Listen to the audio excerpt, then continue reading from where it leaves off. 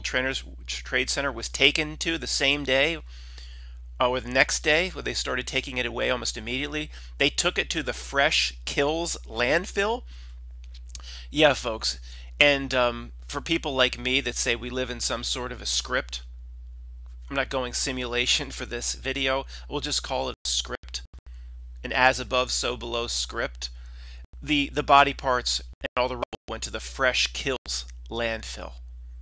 Well, that's not part of the script. That's just a coincidence. It's all part of the script.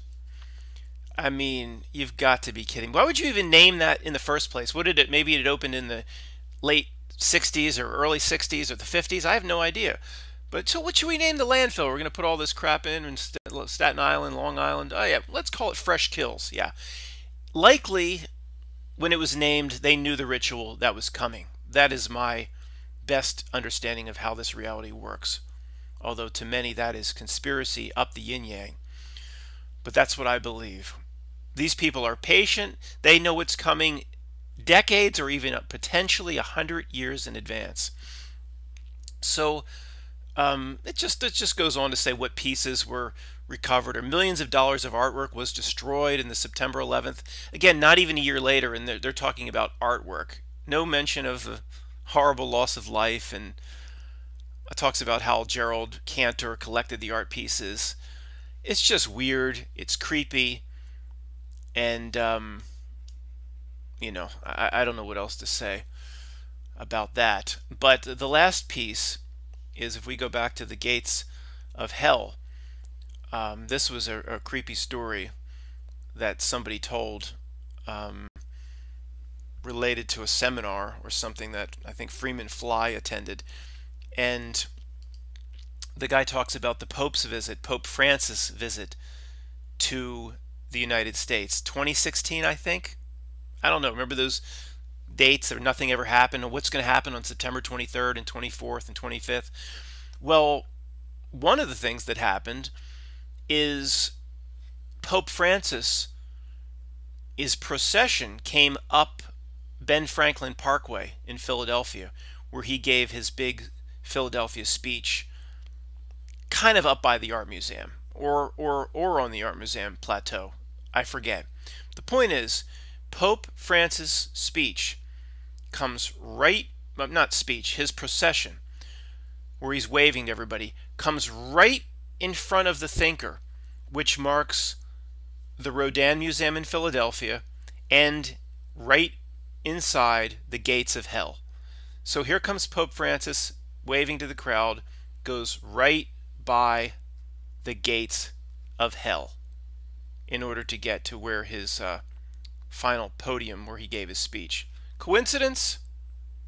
What do you think I'm going to say? I don't think so. The whole thing is creepy. It's likely all part of the script in some weird way. Potentially we'll never understand.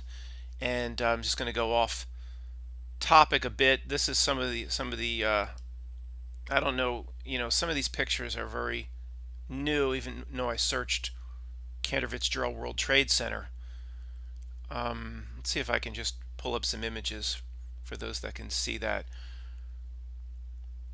Oh boy, you know, some of these are, this is interesting. I had never seen this one before, although this is off topic.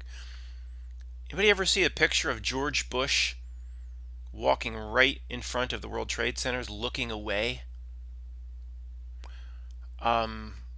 Never saw this. Very interesting.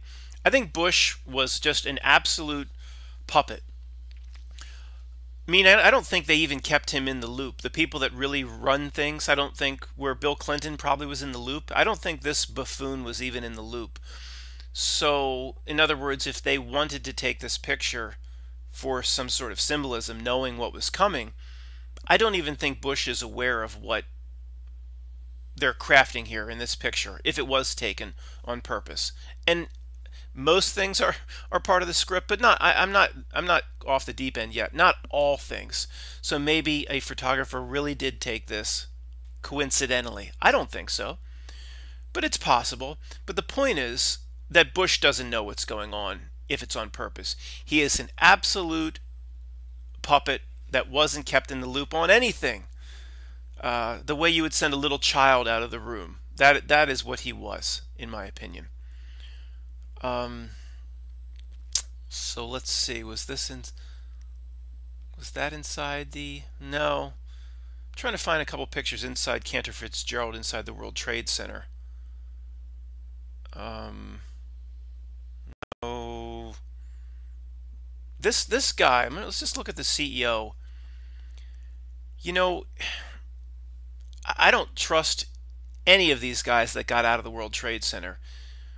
This guy was interviewed for 60 minutes, and I forget his name. Is it? Oh gosh, let's see. Oh, Howard Lutnick. Howard Lutnick. He was, he gave all these crying speeches and interviews after the collapse. But again, he made it out. Every single VIP, every single mega VIP that seems to be part of the system made it out that day. Every one. And Larry Silverstein, the complex owner, he had to go to a dermatologist. His son was late for work. His daughter was late for work. I mean, all of them. George Bush's cousin who ran this or that, he moved the meeting over to the Millennium Hotel across the street so he'd have a good view of it. Everybody made it out. So when this CEO made it out, I don't buy it. I don't buy it was luck when they all made it out. So although this guy seems like a decent guy, if he is an actor, he pulls it off better than any of them. Because he doesn't, that picture's a little creepy. He just doesn't, like you see Larry Silverstein, I don't see a human being. I see some sort of a creature, a monster, something that is not the same as me. Something I can just smell, the darkness reeks out of him. This guy, it doesn't. But nevertheless, I don't buy it. I'm putting him right there with the others. If you made it out as a mega VIP, you were tipped off or in on it in some way. Let's see if there's any other pictures that are interesting to wrap up this video. Every single VIP made it out. Just didn't go to work that day. Or so we have L. Paul Bremer, who should have been killed instantly up on the North Tower. L. Paul Bremer. He doesn't go into work. He then just appears on all the shows, starting with Katie Couric, saying Osama bin Laden, Osama bin Laden, Osama bin Laden, Osama bin Laden, Osama bin Laden. He says that all over the news all day, and then I guess they reward him by they make him king of Iraq for a year and a half. Well,